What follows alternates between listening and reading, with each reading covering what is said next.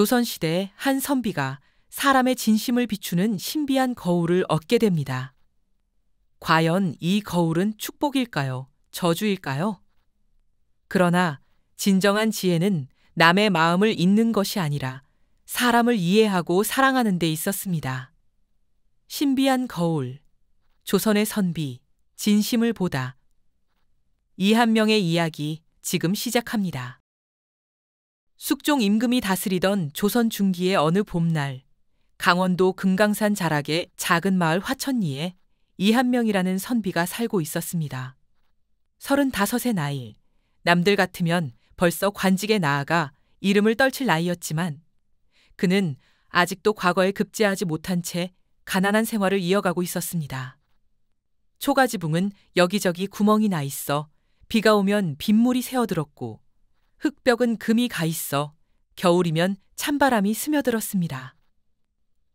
하지만 이한명은 그런 열악한 환경 속에서도 학문에 대한 열정을 잃지 않았습니다.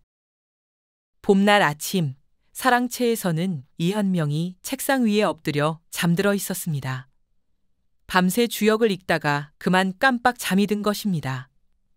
그의 곁에는 낡아 해진 사서 삼경과 당시선 등의 책들이 여기저기 흩어져 있었고 먹물이 얼룩진 종이들이 바람에 날리고 있었습니다. 마당에서는 부인 박씨가 벌써 일어나 우물가로 향하고 있었습니다. 그녀의 얼굴에는 깊은 피로가 서려 있었습니다. 부엌에서는 남은 조밥에 나물을 조금 넣어 묵은 죽을 끓이기 시작했습니다. 부뚜막에 불을 지피자 연기가 피어올랐고 좁은 부엌 안이 금세 뿌옇게 되었습니다. 안채에서는 7살 된 딸 보기가 잠에서 깨어났습니다. 어머니, 배고파요. 오늘은 밥 먹을 수 있어요? 보가, 조금만 기다리거라. 죽이 곧 다 끓는다. 그리고 오늘도 죽밖에 없단다. 보기는 실망한 표정을 지었지만 더 이상 말하지 않았습니다. 어린 나이였지만 집안 형편이 어려운 것을 알고 있었습니다. 박 씨는 딸의 야윈 얼굴을 보며 가슴이 미어졌습니다. 이한명은 찬 기운에 잠에서 깨어났습니다. 마당으로 나와 세수를 하려고 우물가에 가니 박 씨가 막 죽을 끓이고 있었습니다. 그는 아내의 수고로운 뒷모습을 바라보며 미안한 마음이 들었습니다. 부인, 벌써 일어났습니까? 서방님, 진지 드셔야지요. 그래야겠소. 그런데 오늘은 무엇을 준비했습니까? 죽을 끓이고 있으니 곧 상을 차려오겠습니다. 세수를 마친 이한명은 마루에 앉아 가족들과 함께 아침을 먹었습니다. 묽은 죽이었지만 가족이 함께 둘러앉아 먹으니 그나마 위안이 되었습니다. 아버지, 오늘도 글 공부하세요? 그래, 보가. 아비가 공부를 하지 않으면 어찌 과거에 급제하겠느냐. 저도 아버지처럼 글을 배우고 싶어요. 그래, 보가. 크면 아비가 가르쳐 줄게다. 지금은 어머니 말씀 잘 듣고 있거라. 식사를 마친 이한명은 다시 사랑채로 들어갔습니다. 오늘도 글을 읽어야 했습니다.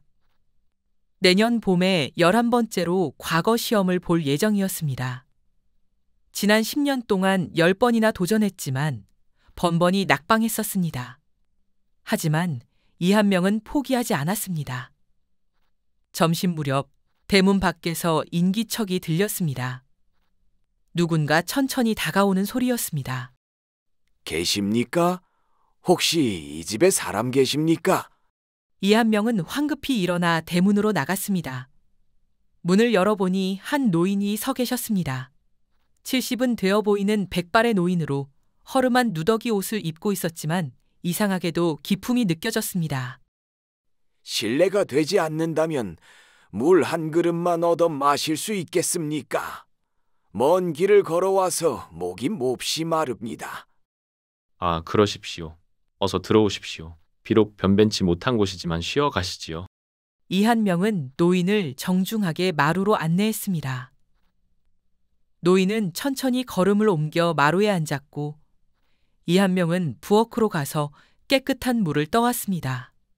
물을 다 마신 노인은 주위를 천천히 둘러보았습니다. 낡은 초가집이었지만 사랑채 안쪽을 보니 책들이 가득 쌓여 있었고 책상 위에는 붓과 벼루가 정갈하게 놓여 있었습니다. 선비님의 집안에 책 냄새가 진동합니다. 과거 공부를 하시는가 봅니다. 예, 그렇습니다. 부끄럽지만 아직 급제하지 못하고 있습니다. 얼마나 오래 공부하셨습니까? 10년이 되어 갑니다. 10번 도전했지만 모두 낙방했습니다. 10년이라 긴 세월입니다. 하지만 포기하지 않으셨으니 대단합니다. 노인의 말투에는 진심 어린 존경이 담겨 있었습니다. 선비님, 혹시 과거에 급제하지 못한 이유가 무엇이라고 생각하십니까? 글쎄요, 실력이 부족해서일까요? 아니면 운이 없어서일까요? 허허, 실력과 운, 물론 그것들도 중요하지요. 하지만 제가 보기에 선비님께는 다른 것이 부족한 것 같습니다. 다른 것이요? 그게 무엇입니까? 마음입니다. 선비님의 마음 말입니다. 이한명은 의아한 표정을 지었습니다. 선비님, 지금 선비님의 마음 속에는 무엇이 들어 있습니까? 학문에 대한 열정입니까? 아니면 급제에 대한 조급함입니까? 조급함입니다. 저는 너무 조급합니다. 가족들이 굶주리는 것을 보면서도 공부만 하고 있으니 제 집사람은 친정에서 가져온 폐물까지 팔아가며 살림을 꾸려가는데 빨리 급제해서 가족들을 편하게 해주고 싶습니다. 이한명의 목소리는 떨리고 있었습니다. 그동안 누구에게도 말하지 못했던 속마음이 이 낯선 노인 앞에서 터져나왔습니다. 그 마음을 이해합니다. 가장으로서 당연한 책임감이지요. 하지만 선비님, 조급한 마음으로는 학문의 깊이에 닿을 수 없습니다. 그럼 어떻게 해야 합니까? 마음을 비우십시오. 그리고 진정으로 학문을 즐기십시오. 급제는 그 다음 일입니다. 노인은 잠시 침묵하더니 품에서 무언가를 꺼냈습니다. 작은 보자기에 쌓인 물건이었습니다. 노인은 천천히 보자기를 풀었습니다. 그 안에는 은빛 광채가 나는 작은 거울이 들어 있었습니다. 거울은 손바닥만한 크기였고 테두리에는 정교한 용무늬가 새겨져 있었습니다. 이것은 범상치 않은 물건인 것 같은데요. 이 거울은 천년 묵은 신령한 물건입니다. 사람의 진심을 비춥니다. 사람의 진심을요? 그렇습니다.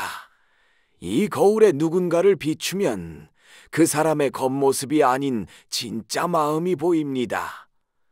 선비님, 이것을 받아 간직하십시오. 아니, 제가 어찌 이런 귀한 것을... 내게는 더 이상 쓸모가 없는 물건입니다. 하지만 선비님께는 필요할 때가 올 것입니다. 노인은 거울을 이한명의 손에 쥐어주었습니다. 노인장, 이렇게 귀한 물건을 제가 받아도 되겠습니까? 받으십시오. 하지만 명심하십시오. 이 거울은 축복이자 저주가 될 수 있습니다. 무슨 말씀이십니까? 남의 마음을 안다는 것은 큰 힘입니다. 하지만 그 힘을 어떻게 사용하느냐에 따라 축복이 될 수도 저주가 될 수도 있는 법이지요. 노인은 그 말을 남기고 황급히 자리에서 일어났습니다. 노인장, 잠깐만 기다리십시오. 조남이라도 여쭙겠습니다. 내 이름은 중요하지 않습니다. 다만 그 거울을 잘 사용하십시오. 노인은 대문을 나서자마자 순식간에 모습이 사라졌습니다. 마치 안개처럼 흩어진 것입니다. 그날 밤 이한명은 거울을 자세히 살펴보기로 했습니다. 가족들이 모두 잠든 깊은 밤, 그는 사랑채에 촛불을 켜고 거울을 꺼냈습니다. 이한명은 먼저 거울에 자신의 얼굴을 비춰보았습니다. 처음에는 평범한 거울처럼 자신의 모습만 보였습니다. 하지만 잠시 후 이상한 일이 벌어졌습니다. 거울 속에 자신의 모습이 흐려지더니 다른 장면이 나타나기 시작한 것입니다. 거울 속에서 이한명은 밤늦도록 책을 읽고 있었지만 그의 머릿속에는 언제쯤 급제할 수 있을까? 가족들을 어떻게 먹여 살릴까? 이웃들이 나를 무능하다고 비웃지 않을까 하는 걱정들이 끊임없이 맴돌고 있었습니다. 학문 그 자체에 대한 즐거움은 찾아볼 수 없었습니다. 이한명은 충격을 받았습니다. 자신이 생각했던 것보다 훨씬 더 조급하고 불안해하고 있었던 것입니다. 노인의 말이 맞았습니다. 거울을 내려놓으려는 순간 다시 거울이 빛나기 시작했습니다. 이번에는 한양의 저작거리가 나타났습니다. 거울 속에는 한 양반이 비단가게 앞에서 상인과 이야기를 나누고 있었습니다. 비단 얼마요? 20냥입니다. 20냥? 너무 비싸지 않느냐? 신기한 것은 양반의 겉모습과 달리 그의 마음속 생각이 거울의 글자로 떠올랐습니다. 이 어리석은 상인 같으니 20냥이라니 비싸게 부르는구나. 어차피 나는 돈을 줄 생각이 없고 값을 깎은 후에 외상으로 가져가고 나중에 발뺌하면 그만이지. 거울은 양반의 추악한 속마음을 그대로 드러내 보였습니다. 이한명은 거울을 보며 소름이 돋았습니다. 노인의 말이 사실이었습니다. 이 거울은 정말로 사람의 진심을 비추는 신비한 물건이었던 것입니다. 거울은 계속해서 여러 장면을 보여주었습니다. 시어머니에게 효도하는 척하지만 속으로는 재산만 노리는 며느리, 친구 사이를 가장하지만 뒤에서 험담하는 자들, 청렴한 척하지만 뇌물을 받는 관리. 거울은 인간 세상의 추악한 이면을 낱낱이 드러냈습니다. 하지만 모든 사람이 그런 것은 아니었습니다. 거울은 아름다운 마음들도 보여주었습니다. 가난하지만 정직하게 장사하는 상인, 남몰래 가난한 이웃을 돕는 부자, 진심으로 백성을 걱정하는 선비, 새벽 닭이 울 무렵, 이한명은 거울을 보자기에 싸서 조심스럽게 감춰두었습니다. 가을이 깊어갈 무렵 이한명은 큰 결심을 했습니다. 거울을 가지고 한양으로 가기로 한 것입니다. 내년 봄 과거 시험도 있었지만 그보다는 이 거울의 힘을 이용해 세상의 부조리를 바로잡고 싶었습니다. 부인, 내가 한양에 다녀와야겠소. 한양이요? 과거 시험은 아직 3달이나 남았는데요. 과거 준비도 있지만 다른 일도 있소. 한양에 가서 세상 돌아가는 것도 보고 학문도 더 넓히고 싶소. 알겠습니다, 서방님. 하지만 꼭 몸 조심하시고 무사히 돌아오셔야 합니다. 다음 날 이른 아침, 이한명은 작은 보따리를 꾸렸습니다. 옷 한 벌과 책 몇 권, 그리고 신비한 거울, 그것이 전부였습니다. 보기는 아버지의 옷자락을 붙잡고 울었습니다. 아버지, 가지 마세요. 보기는 아버지가 없으면 싫어요. 보가, 아비는 금방 돌아올 것이다. 착하게 어머니 말씀 잘 듣고 있어라. 네, 꼭 돌아오셔야 해요, 아버지. 한양까지는 먼 길이었습니다.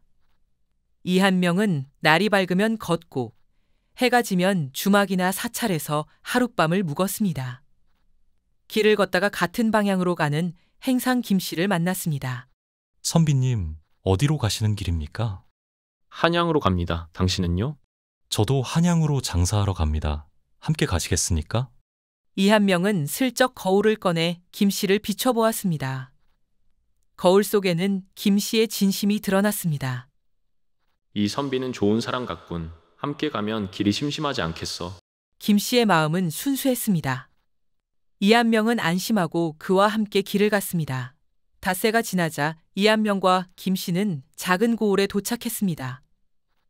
주막에 들어가니 여러 사람들이 술을 마시며 떠들고 있었습니다. 자네, 혹시 들었는가? 무슨 말씀이십니까? 이 고을의 사또 말입니다. 탐관오리라는 소문이 자자하다네. 그런 말이 돌고 있다는 것은 나도 들었습니다만 소문이 아니라 사실이다네. 백성들한테서 세금을 2~3배로 거두어 간다더군. 장에 나온 백성들이 모두 그 이야기뿐이네. 어허허, 그럴 수가. 만약 그것이 사실이라면 참으로 개탄스러운 일이오. 개탄스럽다 뿐입니까? 굶어 죽는 사람들이 속출하고 있습니다. 누군가 나서줘야 할 텐데. 이한명은 그 대화를 듣고 마음이 불편해졌습니다. 그는 거울을 이용해 이 고을의 상황을 알아보기로 마음먹었습니다. 다음 날 아침 이한명은 김 씨에게 먼저 가라고 하고 자신은 고을에 조금 더 머물기로 했습니다. 이한명은 고을을 돌아다니며 거울을 이용해 여러 사람들의 마음을 들여다보았습니다. 사또의 진심을 보니 정말로 탐욕스러운 사람이었습니다. 이 고을에서 3년만 있으면 천냥은 모을 수 있겠군. 백성들이야 어찌되든 상관없지. 이한명은 분노가 치밀었습니다. 그는 증거를 모으기 시작했습니다. 거울로 본 것을 자세히 기록했고 백성들에게서 실제 피해 사례도 들었습니다. 일주일 후 이한명은 다시 길을 떠났습니다. 그의 보따리 속에는 사또의 비리를 기록한 문서가 들어 있었습니다. 보름이 지난 후 이한명은 마침내 한양에 도착했습니다. 흥인지문을 지나 성 안으로 들어서는 순간 그는 한양의 웅장함에 압도되었습니다. 거대한 성곽, 수많은 기와집들, 넓은 대로, 북적이는 사람들을 지나 종로거리에 들어서자 더욱 놀라운 광경이 펼쳐졌습니다. 양쪽으로 늘어선 상점들에서는 온갖 물건들을 팔고 있었습니다. 이한명은 저렴한 주막을 찾아 짐을 풀었습니다. 저녁 무렵 종로거리 한쪽에서 사람들이 웅성거리고 있었습니다. 포졸들이 한 남자를 끌고 가고 있었습니다. 남자는 30대로 보였고 얼굴에는 억울함이 가득했습니다. 저 사람이 무슨 죄를 지었습니까? 모르십니까? 저자가 양반가의 재물을 훔쳤습니다. 이한명은 거울을 슬쩍 꺼내 끌려가는 남자를 비춰보았습니다. 나는 도둑이 아닙니다. 그날 밤 나는 집에 있었습니다. 누군가 나를 모함한 것입니다. 이한명은 거울이 보여준 남자의 진심을 확인하고 마음이 무거워졌습니다. 무고한 사람이 억울하게 끌려가고 있었던 것입니다. 다음 날 아침 이한명은 한성부 근처로 갔습니다. 정오가 되자 재판이 시작되었습니다. 관아마당에는 목수가 무릎을 꿇고 앉아 있었고 그 앞에는 한성부 판관이 위엄 있게 자리하고 있었습니다. 그대는 지난 보름날 밤 서진수 나으리 댁에 침입하여 은자 50냥을 절취하였다는 고발이 접수되었다. 이에 대해 무엇라 답하겠느냐? 판관님, 소인은 결코 도둑질을 하지 않았습니다. 그날 밤 소인은 집에서 부인과 함께 있었습니다. 증거가 있느냐? 부인이 증인입니다. 하하, 부인의 증언이라니. 부인이야 당연히 남편을 감싸지 않겠느냐? 이한명은 거울을 슬쩍 꺼내 판관을 비춰보았습니다. 저 양반께서 지난번에 은자 20냥을 주셨지. 이번 재판도 당연히 양반 편을 들어야겠군.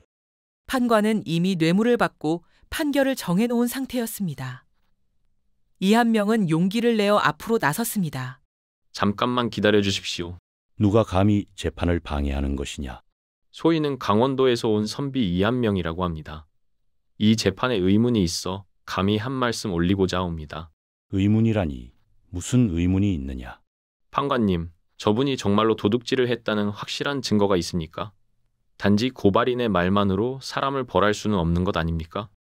이한명은 다시 거울을 슬쩍 꺼내 고발한 양반을 비춰보았습니다. 젠장, 저 선비가 왜 나서는 거야? 내가 도박 빚을 갚으려고 없던 도둑 사건을 만들어냈는데. 이한명은 진실을 알게 되었습니다. 처음부터 도둑 사건 자체가 조작된 것이었습니다. 판관님, 소인이 제안하건대 지금 당장 죄인의 집을 수색해 보시기 바랍니다. 만약 도난당했다는 은자가 발견되지 않는다면 이 사건은 무고일 가능성이 큽니다. 무고라니.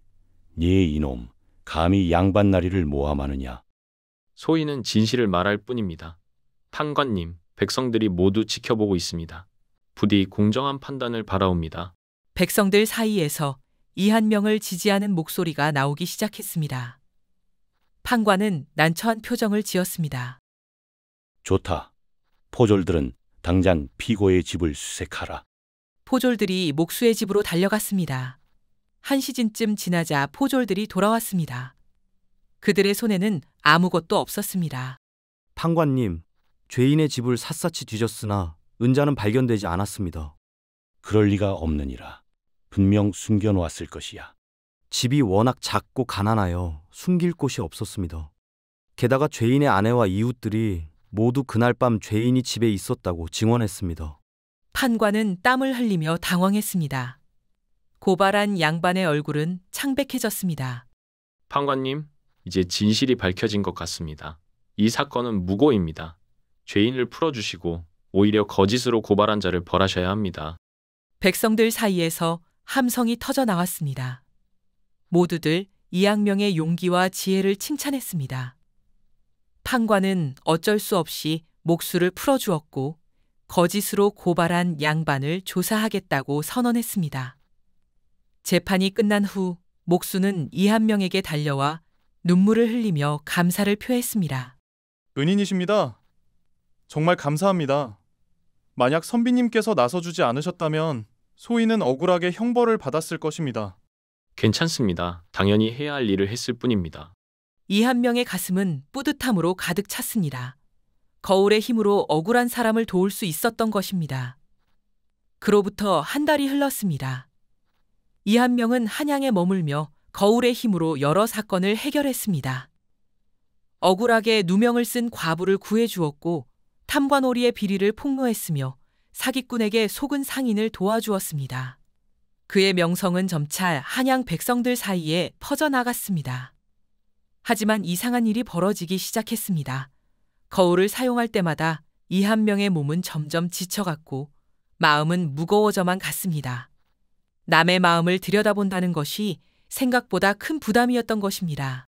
사람들의 추악한 욕망, 비열한 생각, 교활한 계략들을 매일 보다 보니 세상이 점점 더 어둡게 느껴졌습니다. 어느 날 밤 이한명은 거울을 들여다보다가 자신의 모습을 다시 비춰보았습니다. 거울 속에는 변해버린 자신의 마음이 보였습니다. 처음에는 순수하게 사람들을 돕고 싶었지만 어느새 거울의 힘에 의존하게 되었고 남의 마음을 엿보는 것에 익숙해져 있었습니다. 심지어 거울 없이는 아무것도 할 수 없을 것 같은 두려움까지 느끼고 있었습니다. 이것은 내가 원했던 모습이 아닌데. 이한명은 충격을 받았습니다. 거울은 다른 사람뿐만 아니라 자신까지도 변화시키고 있었던 것입니다. 노인이 했던 말이 떠올랐습니다. 이 거울은 축복이자 저주가 될 수 있습니다. 바로 그때 방 안에 희미한 빛이 감돌더니 노인이 나타났습니다. 한 달 전 거울을 준 바로 그 노인이었습니다. 노인장, 어떻게 여기에... 선비님, 한 달 동안 거울을 어떻게 사용하셨는지 지켜보았습니다. 지켜보셨습니까? 그렇습니다. 선비님은 거울을 훌륭하게 사용하셨습니다. 많은 억울한 사람들을 도왔지요. 하지만 저는 이제 거울 없이는 아무것도 할 수 없을 것 같습니다. 이것이 과연 옳은 일인지 모르겠습니다. 노인은 온화한 미소를 지으며 고개를 끄덕였습니다. 그것을 깨달으셨습니다. 선비님, 거울은 도구일 뿐입니다. 진정으로 중요한 것은 선비님의 마음입니다. 제 마음이요? 그렇습니다. 거울이 남의 마음을 보여주기는 하지만 그것으로 무엇을 할지 결정하는 것은 선비님의 몫입니다. 거울에 의존하기보다는 선비님 자신의 지혜와 판단력을 키워야 합니다. 그렇다면 이 거울을 돌려드려야 하는 것입니까? 아니요, 아직은 아닙니다. 다만 이제는 거울을 덜 사용하십시오. 정말로 필요한 순간에만 사용하고 평소에는 자신의 힘으로 사람들을 판단하고 도우십시오. 이한명은 깊이 고개를 숙였습니다. 노인의 말이 옳았습니다. 가르침 감사합니다, 노인장. 이제야 깨달았습니다. 진정한 지혜는 남의 마음을 읽는 것이 아니라 사람을 이해하고 공감하는 것이라는 것을 말입니다. 바로 그것입니다, 선비님. 그리고 한 가지 더. 선비님의 가족이 기다리고 있습니다. 가족이요? 그렇습니다. 선비님은 이곳에서 많은 일을 하셨습니다. 하지만 정작 가족들을 돌보지 못하고 계십니다. 고향으로 돌아가십시오.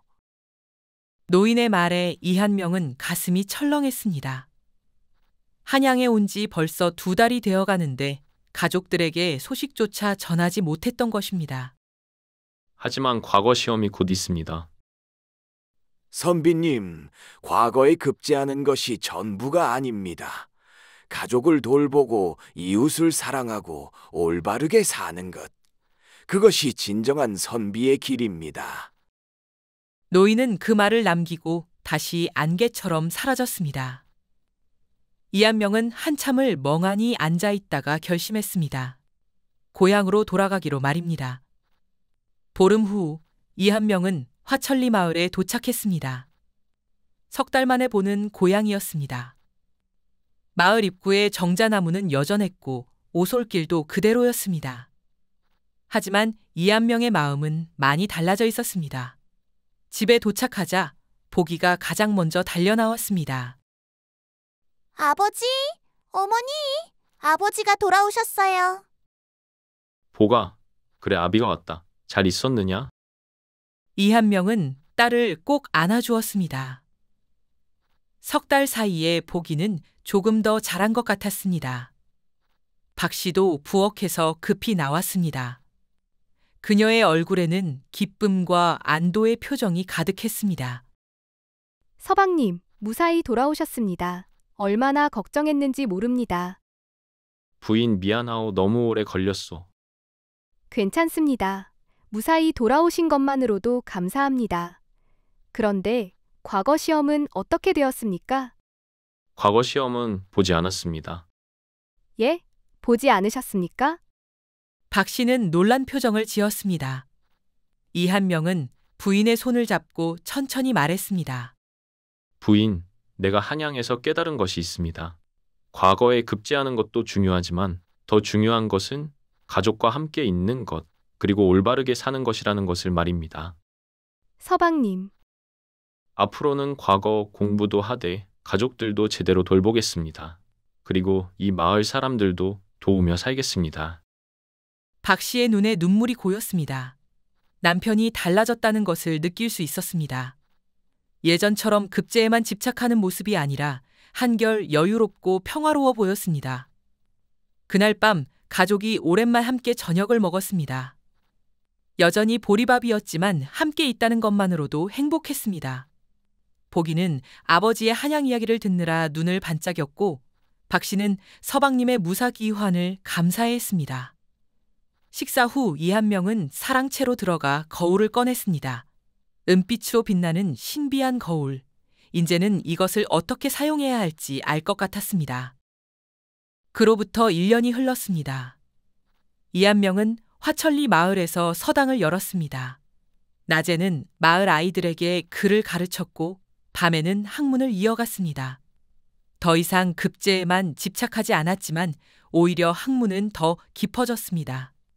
거울은 깊숙이 감춰두었습니다. 가끔 정말로 필요할 때만 꺼내 사용했습니다. 마을에서 분쟁이 생겼을 때, 누군가 억울한 일을 당했을 때, 그럴 때만 조심스럽게 거울의 힘을 빌렸습니다.